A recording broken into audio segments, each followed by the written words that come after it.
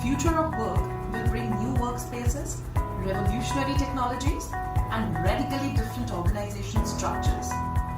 But emotional intelligence, empathy, and compassion are going to be just as important in this new world of work. Soft skills are very, very important. If you're not a good listener, if you're not a good learner, then we lose the essence of, communicating. What good are the important ideas and thoughts if you're not able to showcase them effectively, if you're not able to put your ideas across effectively on the table? It is very important to have the technical skills, and technical skills we also call as the hard skills. You have to have a repertoire of hard skills. For example, a dentist needs to know how to fill the cavities. An accountant needs to know his accounting principles. And a secretary definitely needs to know how to type 100 words per minute, right? So these are the technical expertise. But which kind of a dentist would you like to go to? The one who's, treating you as another number in the queue, sitting outside, or the one who's very pleasant and giving you good amount of time listening to your problem?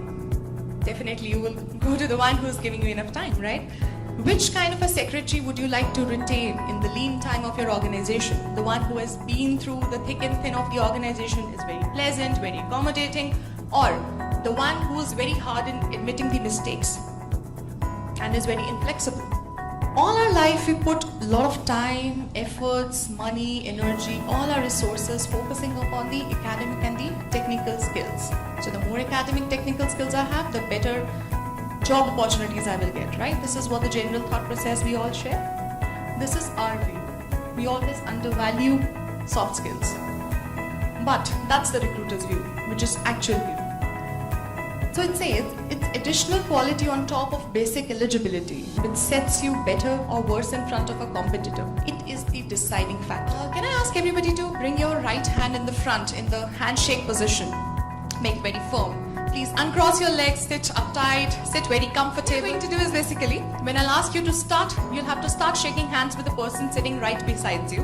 And when I say hold and freeze, you'll have to keep shaking till then. And you have to exchange the pleasantries and have a little talk like you're meeting each other for the first time.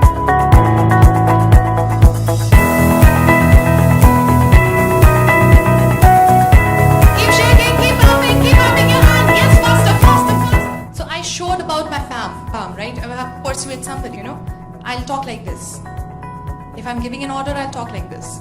If I'm directing you, I'll talk like this. Within 4 seconds of meeting someone new, you make an opinion about the other person based on their appearance, body language, demeanor, mannerism. Whether you like the person, you dislike the person, whether you think you might get along with that person, you want to say yes to the person or you want to say no to the person.